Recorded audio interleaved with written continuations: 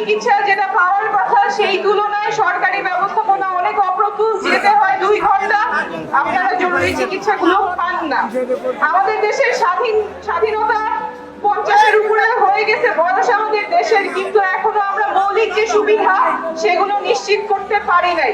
সেটা তো নিশ্চিত হয়ই নাই যে ওপরে বসে থাকে, যে প্রধানমন্ত্রী থাকে, তার এত ক্ষমতা থাকে যে নাগরিকের সকল সুযোগ সুবিধা বঞ্চিত করলেও তাকে ধরা ছোঁয়ার উপায় নাই।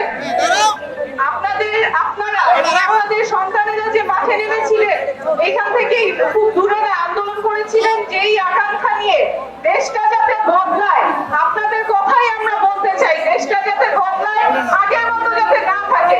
আগের যে পুরনো ভাঙাচোরা ব্যবস্থা সেইটাতে আমরা যাব না। আপনাদের ছেলেমেয়েদেরকে যারা পঙ্গু করেছে, যারা চোখ কেড়ে নিয়েছে, হাত পা কেড়ে নিয়েছে, তাদের বিচার আমরা নিশ্চিত করেই ছাড়বো।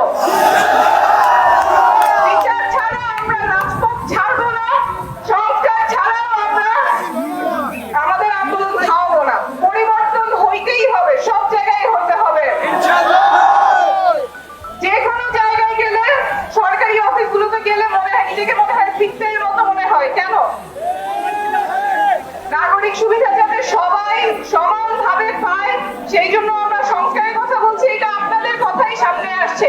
এবং প্রধানমন্ত্রী যাতে এত ক্ষমতা না থাকে, সেই জন্য আমাদের সংবিধানে যা যা সংস্কার করা প্রয়োজন, যেইভাবে করা প্রয়োজন, সেইটা যাতে হয়, সেটার কথা আমরা বারবার করে বলছি।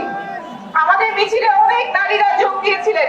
নারীরা এখনো সংসদে যায় সংরক্ষিত আসনের মনোনয়নের মাধ্যমে। আমরা বলছি না, সরাসরি নির্বাচনের মাধ্যমে তারা সেই সংরক্ষিত আসনগুলোতে যাবে, যাতে তৃণমূল থেকে আপনাদের কাছে তারা এসে ভোট চাবে, আপনাদের সেবা করার জন্য যাতে সুযোগ পায়।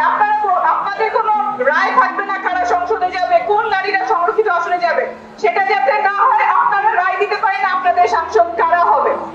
এই পরিবর্তন